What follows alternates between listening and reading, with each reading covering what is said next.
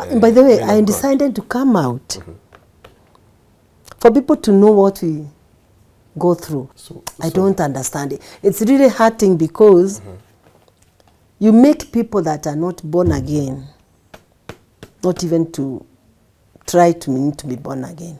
If they have a testimony, to stand for that testimony, not to be conmen. Umetukuka dunia yote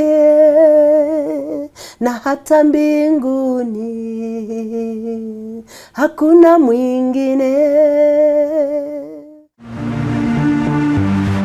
Happy holidays, Tuko family. How are you doing? My name is Rwandan. Welcome to this episode of my story right here on Tuko. In this episode, our guest, Florence, will take us through what she has gone through in the hands of men of God. Let's get right into it. Florence. Yes. Happy holidays and welcome to Tuko. Thank you. Kindly introduce yourself to our audience. Well, my name is Florence Kawira. I come from Meru.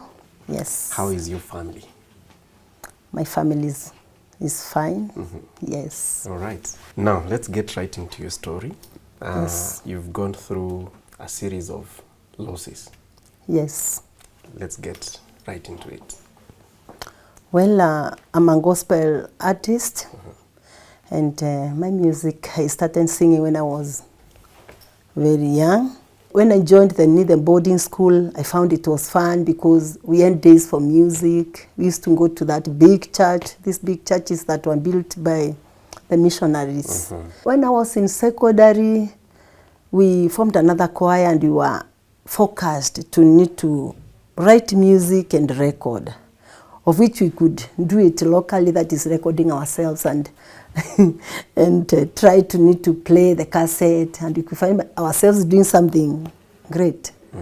So it came a time, one time I remember when I joined Kenyan Girls High School for A-levels, the choir master wrote to me requesting me to write a song for them for competitions during the celebrations for 100 years since the church of a Catholic church, since the time it came to need to Kenya. That was after 100 years, then that centenary celebrations. Yeah. He taught the choir and they went all the way to national, I remember. And I stayed until when I got a job, and then I had a family. That time I used to minister at Redeemed Church in a choir called Revival Choir. I had a lot of music. I could sing and sing and sing. Then one day I told the choir master that I was planning to go to studio to do some recording. He listened to my music and he helped me select a few. And that time I came up with a cassette of 8 songs, and it was Nitayainua Macho. So what was your first encounter with the producer? The first encounter now, when I did the first cassette, I recorded it at Andrew Crawford. Andrew Crawford was a studio that was just opposite, almost near the gate, opposite the gate of State House Girls. We did it very nicely. But when it came to shooting video, that's where I found things that were not really pleasing, because this guy, we were in the same church and he was in the media team. He was born again, but it's unfortunate that after doing the video, and it was so nice, but he charged me 15,000. So we were at the level of finalizing the video. And I could tell him, no, I don't want this part to be like this, do like that. Video editing. Yeah, and we had done the video with my 2 daughters. And remember the last born by then was in class 3. That was 2-8. Then this guy just, one day he told me, why don't you carry for me the master data and the master audio? For what? there's something I want to check. Me, without knowing, I carried the masters with me to church. Then I gave him, only to realize that he went and destroyed everything, even my music, everything, and he never came to church again. So I never knew that he was to fly out of the country to South Africa. Only after a stay of 2 months, no, 1 month, I asked the twin brother, Matthew, where's Mark? Then he told me, he didn't tell you that he left for South Africa? Kaambia, I didn't know. And where's my music? Aliniambia nikupatie hii. Kwenda kuangalia, there was nothing. Even the master alikuwa ameharibu kila kitu. And those are cassettes. I ran back to the studio. I found that they had already closed down. And the Indian who had recorded me, I had his number, I called. Oh, Flora, we closed down and I'm packing my luggages to leave for India. That was it. The whole thing just went down that way. So Injustice disappeared that way. I lost everything. It was the most hardest part of my life because I used to spend on cash, that is for the backups, recording, shooting video, all that. Then one time God spoke to me. It was 2010, around 2010, yes, 2010, 2011. I just had a voice telling me to forgive Mark and move on. And I believe that was the Spirit of God. I just prayed and forgot about Mark. And that's the time I found myself at peace and started writing more music. And that's the album that I called my first album. I normally call it as my first album because it's already in the YouTube. It has English, Kiswahili, and one Kimeru. After losing the first cassette, that is the first record, I stayed for some time. I stayed for almost 208. It's when I did the recording. I did 206. I started 204, Pole Pole. Then 206, I got complete. Then shooting video, I did 208, yeah. After losing that music, I stayed for 209, 210, 211. 211, I started writing more music. 2013, I went back to studio. It was Emmanuel Producers. Emmanuel Producers belongs to Pastor John. And how did I arrive to that studio? It was through the singer Rosemary Jagi. Rosemary Jagi is from my place. And as we were talking one day, I told him about my first cassette. She was really willing to help me. Then she told me, there's somebody who I know that has imported very sophisticated machine. He can do something good. He's my friend. He introduced me to John. John, by then, had a studio at Laksama.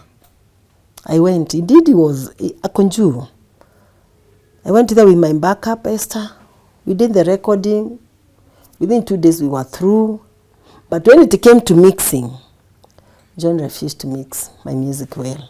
He took only the voice of my backup. You could hear me where I'm doing the soloing. The rest is my backup. So even it's my children who asked me, Kai, it's Esther who is singing for you. Nikamwambia, John, you can't do this. No, let her sing the rest as you solo. Nikamwambia, no. It will not be good music. Akakatalia hapo. That time I had made a down payment of 30,000. He had charged me 70 for the whole album. Akakataa. Akaniambia, if you can't move on with whatever I've done, I can't. I destroyed your whatever your voices.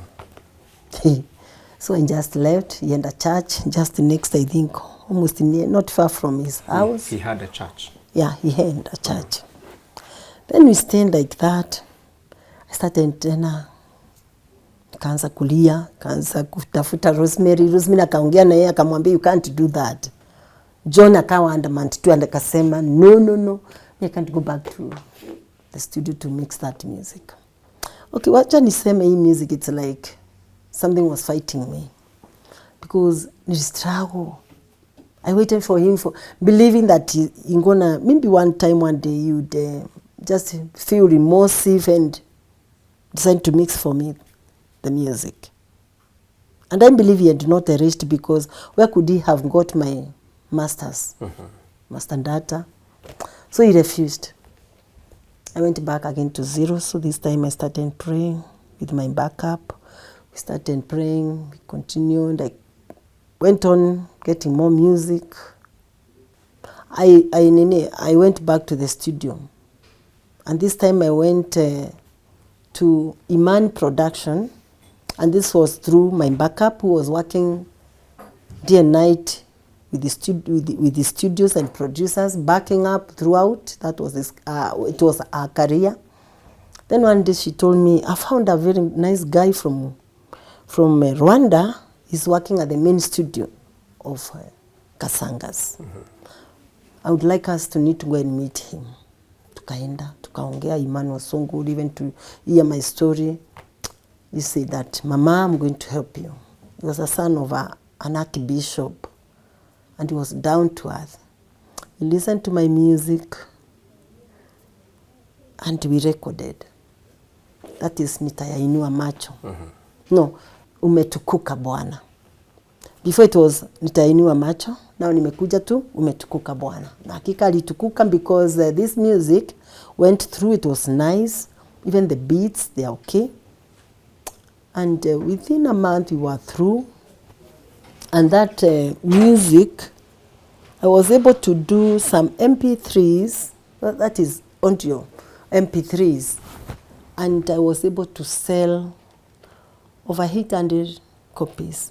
I can say it did very well as an audio, and I was able, even maybe I can say I was able to recover even the what I had lost in the past. And I continued selling the audio as I was struggling to get money for the video, because now the videos had gone up. You could not get somebody who could record for you without kitu kama 80. See, it was really high. And here I had children. That was 2013. 2013, I went to a studio called Southgate at the Pangani. That was Esther who and still got for me. I went to Mwangi there, was very high. He had recorded so many great singers, and he did a nice job. But what surprised me was that he was not ready to mix that music, even after paying him 30,000. That was after John. Now nimekuja kwa mwingine, nimelipa 30,000. Mwangi every time he's telling me, Mama, I will mix. Mama, I will mix your music. I will mix your music. At times he would look at me and ask me, are you the one who has written those English songs? Namwambia, yeah. They are very nice. But he could not do anything. Until when I went one day, it came a time now I could not put up with this, whatever. You know, as I eat rubbish, because every time he's telling me, come tomorrow, and I'm working, minapitia huko hata njioni, there's nothing. Then one day, there's that guy who was working for him in the front office. He told me, hey, hapa, sidhani ka utani, because you are not the only one. Now they have come up so many seeking for the music, for justice. Mimi nikashirika, nikaenda hapo Pangani, nikakuja na polisi, akashikwa, kushikwa kuwekwa ndani. So I came to learn that he was a son of a pastor, and the uncle was also a bishop. I was called by somebody, atinjitambulisha kama bishop sijui nani, hata sikumbuki. Mimi ni uncle ya huyu kijana. Yani alianza kuni-threaten, kamuliza, you are born again and you are threatening me? Kwa hivyo you are encouraging your son, whoever, yani to be eating money for people without doing music for them. That's very serious. And this is also and on Sunday itakuwa kwa madhabahu. Nikamwambia that's very serious. And he told me, you know what? Hata lala huko. Niko na pesa. Na kweli ya kulala. Nayo ikawa ni mtindo every day. Anakuja anafanywa hivi. Sasa ile spirit ilienda hivi. Kila mtu anakuja, where is my music? Polisi ndio hao. Mpaka ile studio sasa akafunga hapo. Nikasikia kaenda Nakuru, akufaulu akaenda wapi, akufaulu. Until last year sijui nimeona ameandika Wengai Wangai Siothe. This song has been sung by Indith. Kaenda kwa peji yake nikaandika, nikamuuliza, akaimba wimbo vile Mungu sijui amembandilisha kitu kama hiyo. Nikamwambia you mean umechange. That's what you're telling people here? I doubt. Kutoka hiyo siku akafunga, you cannot comment now. Alikuja that evening akafunga, huwezi ku comment for any song that he has uploaded. And he's so gifted in writing music, I know. And so he has a voice. Masha has a voice. But he destroyed my music because what he gave me to go and mix, when Esther took it to another producer in town, he distorted everything. Nothing could be mixed from that.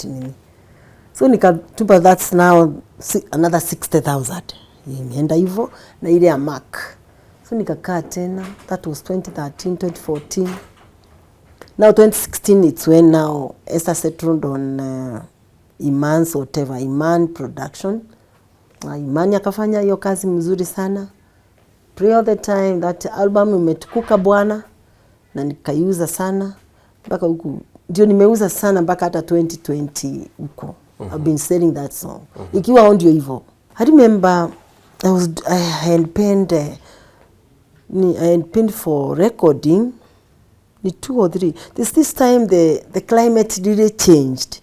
It was we went severe cold weather. And I lost the voice for 2 good years. At that time, walked to the studio, nimelipa for 4 songs. What do you mean by losing your voice? Like you could not speak? Yes, I could speak like today, tomorrow. I'm not. So there were those, the almost, I think it was after the corona hit. After COVID. Hey, the climate never came back back to normal. There used to be those severe weather. So I found myself losing the voice every now and then. Even at the choir where I am now, Gospel Revival Church, I'm in the choir. Even the choir master, inafika wakati anasema, she's a singer. That's what she tells us, eh? And even we see her songs, eh? But she can't sing here. Madharau yani kunidharau. But the moment, the time I received my healing, oh my God, walishindwa ni Flora kweli, because nilipona nikiwa in their midst. And Bishop Jesse already kept on telling people wa camera, when you are sitting there, our conference imepamba, Flora ameanza na muujiza wa healing. Now from that day I remember, the healing the first day was my back.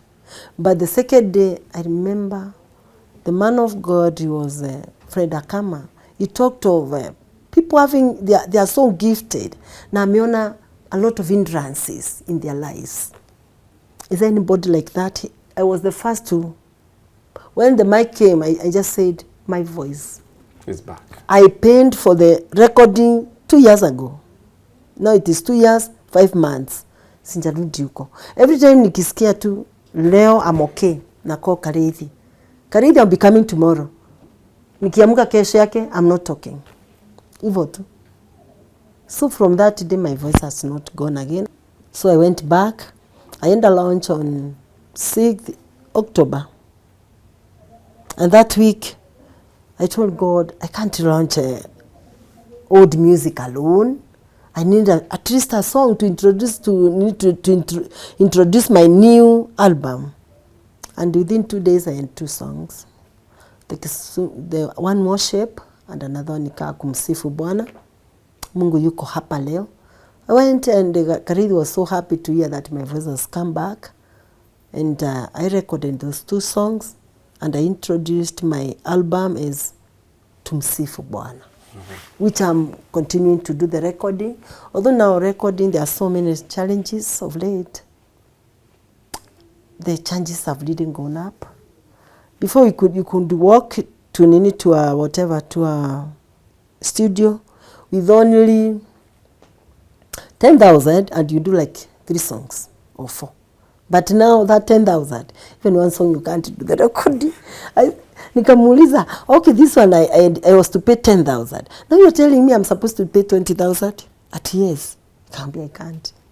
So akaniambia, because you had paid for this 4 songs, you are going to do at 10,000 each. Now, tell me something, Florence. Yeah. You're in church.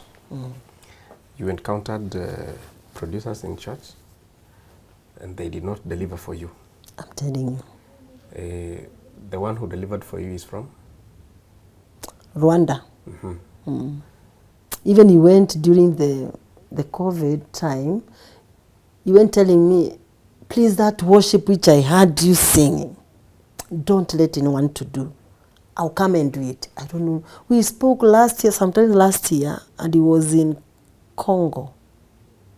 It's like you'll never be back to this place. That gentleman is really, really humbled. Imani, very humbled. How did you feel when you encountered people who are in church with you? I'm telling you. And they did what they did to you?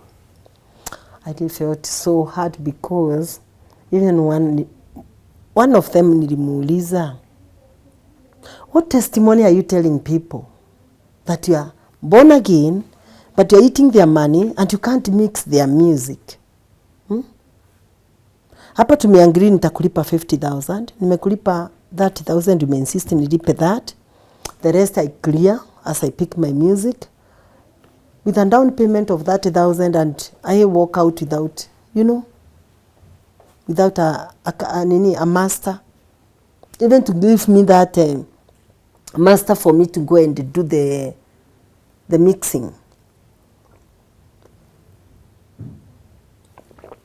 You even see it hard for you to do it.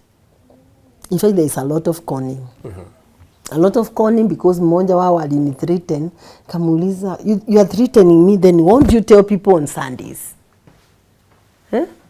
If I don't clear with you the rest. Now even hata umeanza kuongezea ifike 70, and tulikuwa tumeagana 60.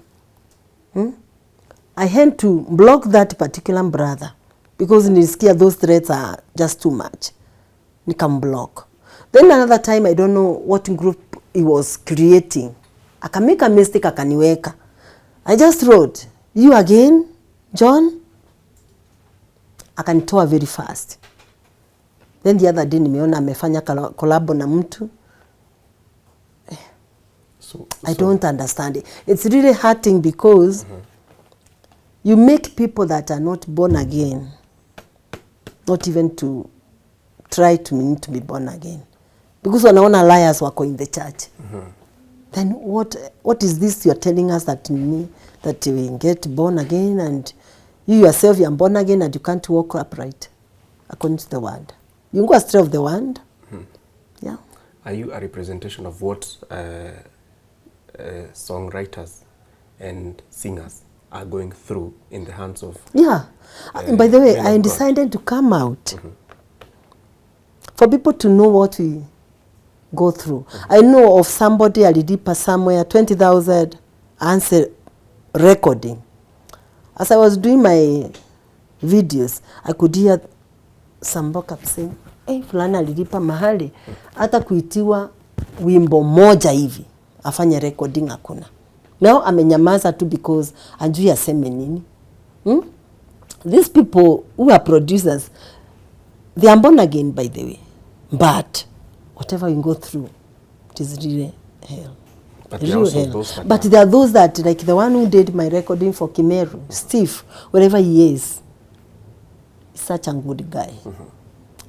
He's a Focus Studio. Yes. He did my Kimeru music. Within a month he was through. And alikuwa na enjoy kabisa akirecord my music. And he could even direct me. Yeah, he was so good. Him with Iman, they were so good because even Iman, I remember there's a song I was doing, Umetukuka Bwana, it was the beats were a bit faster.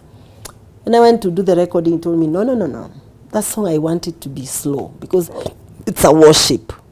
And he guided me and you see, Karethi is there, the one that I'm doing worship with. A man who is down to earth. He need to produce the best. He want you to do the best. Even if you say that I'm singing like this, he tells you, no. I want to correct you here, Flora. I want to take time and we have something good. Like now, as I was to do my launch, nilikuwa in a hurry. He told me, yes, I'm giving you this, but you come back, we edit the song. We put it nicely, yeah. How much have you lost collectively in the hands of... It's over 1,000, 100,000, it's over. Because like the two guys 60, we mwingine 15 plus the backups. You know, I'm not even counting the backups. Because the backups, you have to appreciate them. At times you are doing a video, you feel, let me just bless them with an address and go and take at a wholesale price and I bless them with that. You cater for their fare, you see? It's a lot. Like my backup, we just stayed as friends. She could just tell me, no. Me, I don't want to change you. Just give me something that can take me there and come back. But sister. So me, I just appreciate them the way I'm able to do. But in the at long last, you find you may spend. You have really spent because when you're out there doing the whatever the shooting, you cater for their lunch, their transport. You have to Uber to that place. Yeah, you have spent over 100,000. Yes. Lost. Because like the time I was taking people to Andrew Crawford, you have taken them from Uruma, that they used to live along Thika Road. Taking them and even giving them something to bite. Life, you want to be there, all of you, you know. If they are backups, let's say they are about like 3, you know, for that need for you to produce that volume of voices. Not like nowadays, we are more digital. I go with only Esther, and we do everything. Okay. Because I put mine, she puts hers. Yeah. What is your message before you at least give us a taste of your music? What is your message to the producers? My message is to tell them that if they have a testimony, to stand for that testimony, not to be conmen. These are ministers of the word. They should not look at us as just singers, but we are ministering. We are ministers. So they should fear God. Have the fear of the Lord. It is the beginning of wisdom. Yeah. Which one are you going to sing for us today? Umetukuka. Any. I can sing any. Yes. It should be live. This is your song. Ama hiyo yenye ilipotelea hivyo na sikuweza hata Okay, wacha niimbe yenye iko kwa YouTube. Just a stanza and a chorus. Or the chorus. Okay. Umetukuka dunia yote na hata mbinguni hakuna mwingine wa kuabudiwa ila Jehova Mungu uishie wastahili wewe ni Bwana juu ya mabwana, ufalme wako wandumu milele, ulikuweko tangu mwanzo hata milele, utakuwa Baba wa milele, umetukuka dunia yote na hata mbinguni, hakuna mwingine wa kuabudiwa ila Yehova Mungu ishie wastahili. That is a beautiful voice you have there. But I have Oma. Don't worry. Nasikia nimekauka. That's a beautiful voice. Nimekauka sana. Thank you so much. So where can you be found? Okay, in the YouTube channel, my channel is Florence Kawira. If you type Florence Kawira songs, my music will show. That is both Kimeru and the other album for Kiswahili. I have a Jason Niwendo album for Kimeru. It has English lyrics. And for Kizungu Kiswahili ni Umetukuka Bwana. Yes. Thank you so much, Florence. And we pray that you will not suffer again in the hands of men of God. Because Yes. those ones we need to quote, because they are giving the church a bad name, Yeah. bad reputation. Indeed. But we wish you the very best. Thank you. And would you like to share your email address? My email address is florencekawira@gmail.com. All right. Yes. Thank you so much, Florence, for your time and sharing your story with us. And as we cross over to the next year, we pray for blessings. Okay. Thank you. Thank you. Tuko family, that is the story of Florence Kawira having suffered in the hands of people that she trusted because they fellowship together. What is your testimony? And if you are a music producer, please help these people accordingly. If you have a testimony like us, you can put it down in our comments section to see how you're faring on with people that she has encountered, or with people like she has encountered, that is, people who take advantage of others. My name is Rwandan Gospel. This has been my story right here on Tuko. Thank you so much for watching.